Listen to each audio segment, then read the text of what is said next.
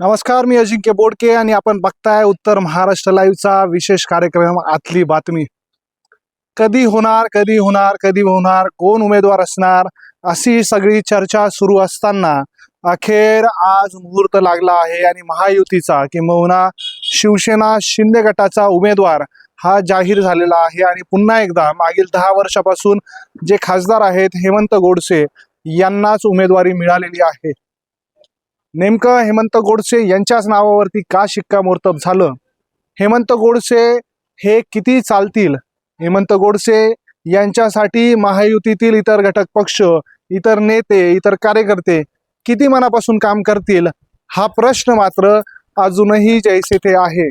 कारण की आपण एका बाजूला बघितलं तर राष्ट्रवादीमधून ज्येष्ठ नेते छगन भुजबळ यांना उमेदवारी मिळणार असं बोललं जात होतं. जेव्हा त्यांनी माघार घेतली किंवा अपरिहार्य कारणामुळे त्यांना थांबावं लागलं, त्यानंतर राष्ट्रवादीचे कार्यकर्ते हे नाराज झाल्याचं बघायला मिळालेलं होतं. तर दुसरीकडे 1 ते 1.5 महिन्यापूर्वी जेव्हा निरीक्षक, भारतीय जनता पार्टीचे निरीक्षक नाशिकमध्ये आलेले होते, तेव्हा एकदा नव्हे तर दोनदा थेट भाजपच्या पदाधिकाऱ्यांनी, कार्यकर्त्यांनी आपल्याच कार्यालयामध्ये हेमंत गोडसे यांना उमेदवारी देऊ नये आणि ही जागा ही भारतीय जनता पार्टीकडे यावी यासाठी ठिय्या मांडलेला होता. अशा सगळ्या परिस्थितीमध्ये उमेदवार नेमका कोण असेल? अनेक नावं पुढे आली, अनेक नावांवर चर्चा झाली, अनेक नावांबाबत चाचपडलं गेलं, वरिष्ठ स्तरावरून अनेक नावांबाबत चाचपणी करण्यात आली. मात्र अखेर पुन्हा एकदा हेमंत गोडसे यांच्याच गळ्यामध्ये ही उमेदवारीची माळ पडलेली आहे. नेमकं हेमंत गोडसे यांच्याच गळ्यात ही उमेदवारीची माळ का पडलेली आहे? आणि हेमंत गोडसे यांनाच जर उमेदवारी द्यायची होती, तेच जर फर्स्ट चॉईस म्हणजे पहिली पसंती जर हेमंत गोडसे हेच होते, तर मग अगदी शेवटचं तिकीट म्हणजे राज्यातलं सगळ्यात शेवटचं तिकीट म्हणजे खरं बघायला गेलं तर श्रीकांत शिंदे जेव्हा मागच्या महिन्यामध्ये नाशिकमध्ये आलेले होते, 1.5 महिन्यापूर्वी त्यांनी एक कार्यकर्ता मेळावा घेतला, तेव्हाच महाराष्ट्रातला सगळ्यात पहिला उमेदवार जर जाहीर केला असेल, म्हणजे तो अधिकृतरित्या जाहीर केलेला नव्हता, मात्र मुख्यमंत्र्यांच्या चिरंजीवांनी हा उमेदवार जाहीर केलेला होता आणि हेमंत गोडसे हेच पुन्हा एकदा खासदार होतील असं बोललं गेलं होतं. आणि तसं असताना आणि हेमंत गोडसे हेच जर पहिली पसंती होती, त्यांनाच जर उमेदवारी द्यायची होती, तर मग इतका उशीर का करण्यात आला? एका बाजूला राजाभाऊ वाजे हे जे महाविकास आघाडीचे उमेदवार आहे, त्यांना उमेदवारी मिळून आता तब्बल 35 दिवस झालेले आहेत. मागच्या 34 दिवसापासून ते रणांगणामध्ये आहे, ते प्रचार करतायत, ते भेटीगाठी घेत आहेत. त्यांचं एक जे म्हणतोय आपण ते एक पाऊल पुढे निघून गेलेले आहेत अशी परिस्थिती आहे. आणि अवघे 18 दिवस बाकी असताना म्हणजे खरं बघायला गेलं तर 20 मे रोजी नाशिक लोकसभेची निवडणूक आहे. 18 मेला प्रचार संपणार आहे. आजची 1 तारीख आहे. आजचा दिवस तर गेलेला आहे.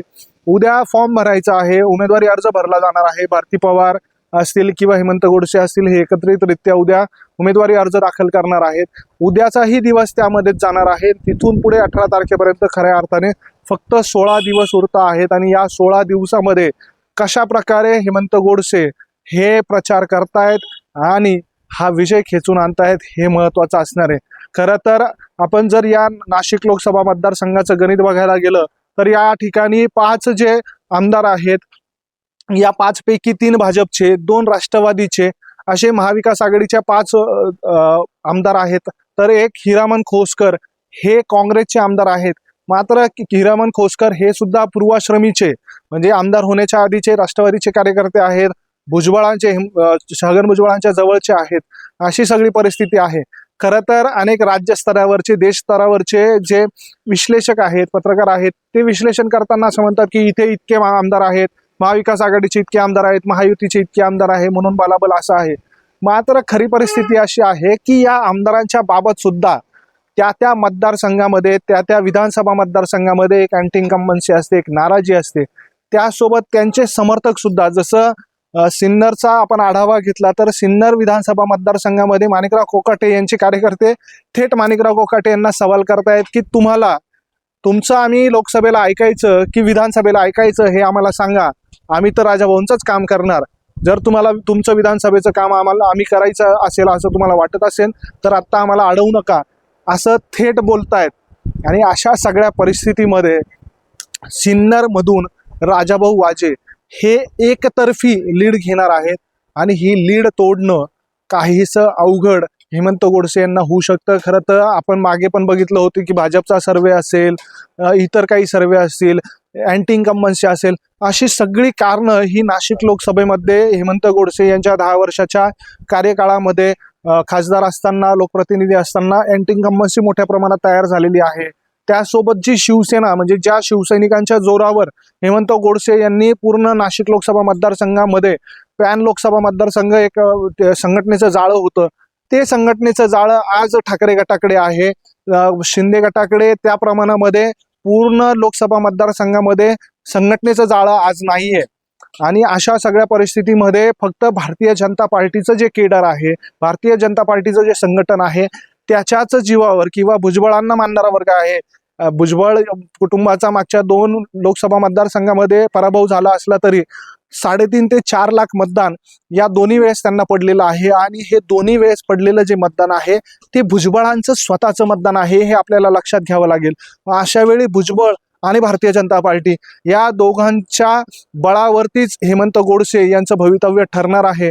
अशा सगळ्या परिस्थितीत भारतीय जनता पार्टी आधीच गोडसे यांच्या नावाबद्दल नाराज होती, त्यांचे कार्यकर्ते नाराज आहेत.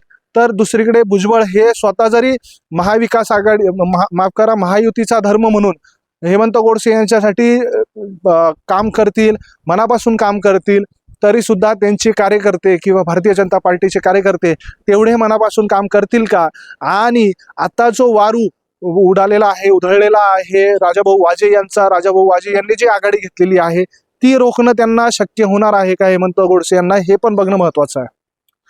खरं तर 2 मे रोजी भारती पवार आणि हेमंत गोडसे हे दोघंही आपला उमेदवारी अर्ज दाखल करणार आहेत. 29 एप्रिलला आपण बघितलं असेल तर भास्कर भगरे आणि राजाभाऊ वाजे यांनी उमेदवारी अर्ज भरलेला होता. उत्स्फूर्त जनसागर त्या ठिकाणी लोटलेला होता. असं म्हटलं जातं की अंदाजन 20 ते 25 हजार लोक हे नाशिक शहरामध्ये तेव्हा उमेदवारी अर्ज दाखल करण्यासाठी आलेले होते, उत्स्फूर्तपणे आलेले होते. आणि त्याला काउंटर करण्याचं आता खरं तर आव्हान हे गोडसे आणि भारती पवार यांच्यावरती असणार आहे.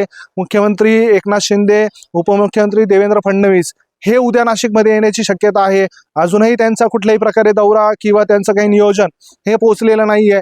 मात्र अशा परिस्थितीमध्ये उद्या जेव्हा उमेदवारी अर्ज दाखल करण्यात येणार आहे, यावेळी राजाभाऊ वाजे किंवा भगरे यांचा जो एक मोठा जनसागर होता त्याला काउंटर करण्यासाठी अजून मोठा जनसागर कसा या ठिकाणी आणला जातोय हे बघणं देखील महत्वाचं असतं. एक खरं तर आपण बघितलं मागच्या 2 लोकसभा निवडणुकांमध्ये नाशिक बाबत जर बोलायचं झालं तर हेमंत गोडसे यांना ग्रामीण भागातून खूप मोठा पाठिंबा मिळालेला होता. मात्र आत्ताची परिस्थिती वेगळी आहे. नाशिक तालुका म्हणजे देवळाली विधानसभा असेल, सिन्नर असेल, इगतपुरी, त्र्यंबकेश्वर असेल, या ठिकाणी राजाभाऊ वाजे यांची मोठी क्रेज दिसून येते आहे. आणि अशा परिस्थितीमध्ये त्यांना काउंटर हेमंत गोडसे कसे करतात हे बघणं देखील महत्त्वाचं असणार आहे.